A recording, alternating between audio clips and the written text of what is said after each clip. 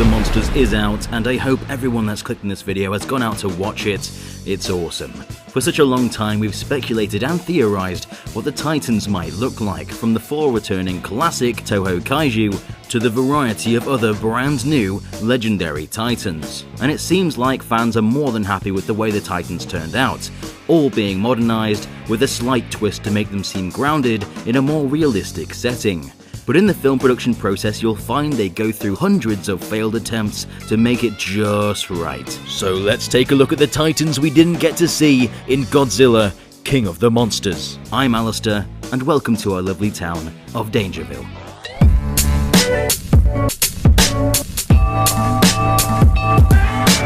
First, let's take a look at some of the returning monsters from Toho's classic series. Godzilla went through a variety of changes prior to King of the Monsters. Some had him looking like an amphibian, some looked almost exactly like the Heisei versions, and some somehow worse than what Godzilla 1998 would go on to look like. But after refinement, they finally got to the iconic legendary design that we have today. Now for King of the Monsters, they knew they had to keep the same design that fans have come to love, though they wanted to make slight changes to honour the originals. The dorsal plates were changed to look more like Showa Godzilla's, and the feet underwent changes based on people's complaints that the feet were too stumpy. And the end results give us something that still looks unapologetically legendary, whilst honours the originals in a way that will make most fans of the franchise happy. Rodan also went through some changes from the original Toho series, taking the idea of it being a volcano-dwelling monster and magnifying it to new levels by making his body biofuse with the lava itself, having it ooze from his flesh. Though conceptually they were originally going to give Rodan feathers, which made him look much more like a giant bird than anything. Though this wasn't first conjured up by Legendary, Toho themselves were the one that originally designed Rodan to be more of a giant bird than a pterodactyl-like kaiju. Luckily they decided to go with the latter, and we have the iconic design that we see today. Legendary then decided to go with a design that stayed true to the one we see on screen and scrapped the feathers. What's funny is that the design was leaked about a year before the film was even released, but people waved it off as fake on the pretense that Rodan doesn't have feathers, though these concepts now prove it was indeed real and simply an early model. Now onto the next design that we didn't see in the film. Next up, let's look at the devil with three heads himself, King Ghidorah. This one went through a variety of changes in the conceptual stage, some straying pretty far from the source material, by trying to make it look more like an alien to reflect its origin. They took inspiration from various sea life, things that live so far down at the bottom of the ocean that to us, they might as well be, for all intents and purposes, alien. Instead of the hair-like mane you see in Toho's films, they had tendrils and gills, and the teeth would wrap around the face, and with no lips, it looked more like the jaw of a wolf. Whilst this design is super interesting and quite intimidating, it just doesn't quite feel like Ghidorah. It lacks personality, it could just be any sea serpent. So they went back to the drawing board and came back with something that closely resembled the Chinese dragon design that Toho originally took influence from, and came back with something that looked and felt more like King Ghidorah. One of the designs even had the long mustache-like nose tendrils, often seen on Chinese dragons. And with further refining, the tentacle mane would be simplified to just horns. So instead of being called King Ghidorah, it would mostly be implied by the crown on its head. One of the biggest things that had to change was how Ghidorah was mobilized. The way Ghidorah was originally designed was so a man could walk around inside it, but these days it looks outdated and his legs look like tree trunks, not something you'd see on a nimble flying creature. So they decided to change the legs to be closer to that of a theropod, and the wings would be used for support, which was a change that left fans divided, since it was so different from anything we saw before, though it was a necessary change to make Ghidorah more menacing and realistic. Though again, over a year ago there was a rumoured leak, and fans waved it off as fake because they'd never put Ghidorah's wings like that, but the art book again confirms that this leak was indeed true, and that was merely an early concept. Mothra as seen in King of the Monsters is quite drastically different to what we see in the originals. Being fluffy and cute, her appearance was designed to be quite welcoming and friendly, which reflects her character. Well, outside of the original. Through the years, she got fluffier and cuter, but for Legendary's film, they scrapped that and made her look much more like a real insect. Fan-made artwork suggested the idea that they should make her look completely like a moth, though the director stated that they wanted Mothra to hold up in a fight, and that they designed her to be much more capable. Not much is known about the concepts for Mothra, so it's presumed they felt like they had the right design fairly early on, by taking cues from wasps, praying mantises, and even the Mutos.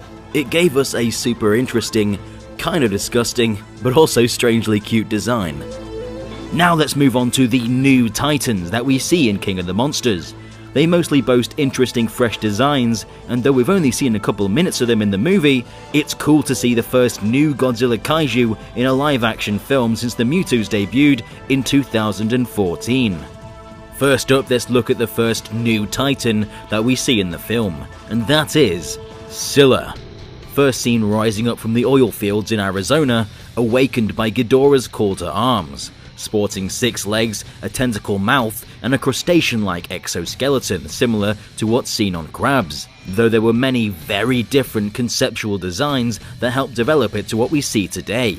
Originally, Scylla was going to be more like a giant squid, looking more like something that would spawn from Cthulhu. It introduced the idea of having a multi-armed creature, even if the tentacles will be turned into crab-like legs in the final film.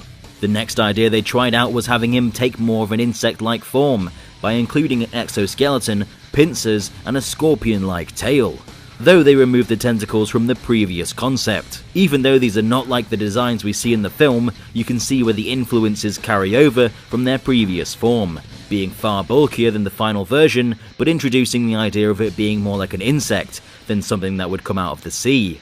Even though the final form doesn't have a scorpion-like tail, you can see the creature certainly has those characteristics, especially when it rises out of the ground. The final version we see in the film would end up having 6 legs, pincers, and a much more slimmed down physique, but also tentacles that hark back to the very first concepts. The reason for slimming it down could potentially be that the role was already fulfilled by our next Titan that we're going to look at, and that is Methuselah. This Titan is seen rising up from the ground in Munich, Germany, as if a mountain itself had begun to move, awakened from its slumber by Ghidorah's call. This Titan appears to have an Earth-like aesthetic, armoured heavily with some similarities to dinosaurs like Ankylosaurus.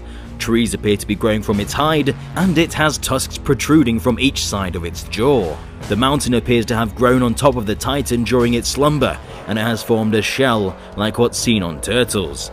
This went through a lot of notable changes during its conceptual stage, originally appearing much like a rhino, sporting 4 legs, thick skin, and a horn at the front of its head. They would continue to evolve this design, adding more horns, making it look more unique, unlike any animal currently alive, making it look more like something you'd find in Dougal Dixon's book, After Man. The most notable change appears to be the removal of the horn, and turning the thick skin into something that could blend in with the mountains. Lastly, let's talk about Behemoth.